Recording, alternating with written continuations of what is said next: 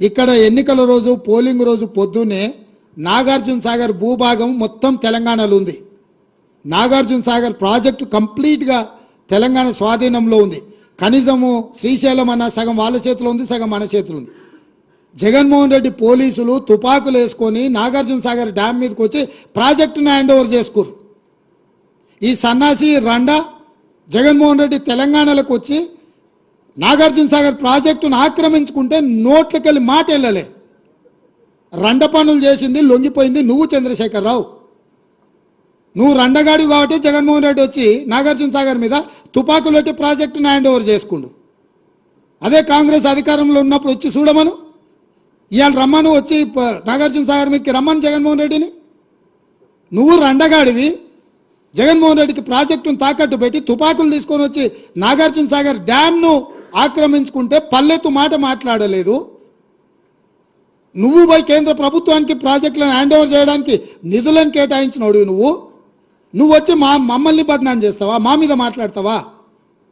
వాస్తవాలు ఇట్లుంటే అబద్ధాలతోని అధికారం కోల్పోయిన నిరాశ నిస్పృహలతోటి ఈరోజు మమ్మల్ని బదనాం చేసే కార్యక్రమం పెట్టాను. అందుకే నేను సూటిగా ఈ ఆధారాలు మీ ముందలు చెప్పి మీ ముందర మాట్లాడితే రేవంత్ రెడ్డి సెక్రటేరియట్లో సమావేశం పెట్టి చాలా మాట్లాడిండు. ఆయన కథ ఏంది, ఆయన కమామిస్ ఏంది అని ఆయన మాట్లాడతాడు. అందుకే నేను సూటిగా ఈరోజు మంత్రివర్గ సమావేశం అవుతుంది. అసెంబ్లీ సమావేశాలు ఎప్పటి నుంచి ఉంటాయో సాయంత్రం వరకు మీకు చెప్తాము.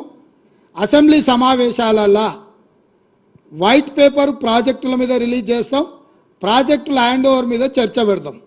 48 గంటలు నువ్వు కోరుకుంటే ఇంకెక్కువ కావాలన్నా తలుపులు మూద్దాం, భోజనాలు అక్కడనే పెడతాం, బట్టలు తెచ్చుకో, మేము వస్తాం.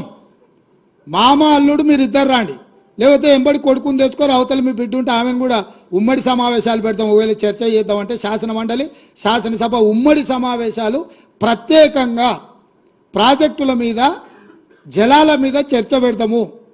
మాకెవ్వరు లేరు, నేను మా ఉత్తమ్ కుమార్ రెడ్డి గారు ఇద్దరమే మాట్లాడతాం. సంబంధిత శాఖ మంత్రిగా వారు మాట్లాడతారు, ముఖ్యమంత్రిగా నేను మాట్లాడతా.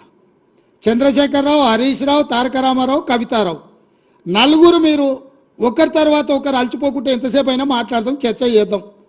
నీకు చిత్తశుద్ధి ఉంటే, నీకు నిజాయితీ ఉంటే ఈ చర్చలకు రాకుండా ముఖం చాటేయకు చంద్రశేఖరరావు. నీకు నిజంగానే నిజాయితీ ఉంటే నీ 10 ఏళ్ల పరిపాలనలో తెలంగాణ ప్రాంతాన్ని, ఎడారిగా ఉన్న తెలంగాణ ప్రాంతాన్ని సస్యశ్యామలం చేయడానికి, పచ్చని పైర్లు పంటలు పండడానికి నువ్వు కృషి చేస్తే పూర్తిగా నదీ జలాల మీద, సాగునీటి ప్రాజెక్టుల మీద చర్చ చేద్దాము. చర్చ జరిగినంతసేపు నువ్వు కూర్చోవాలి.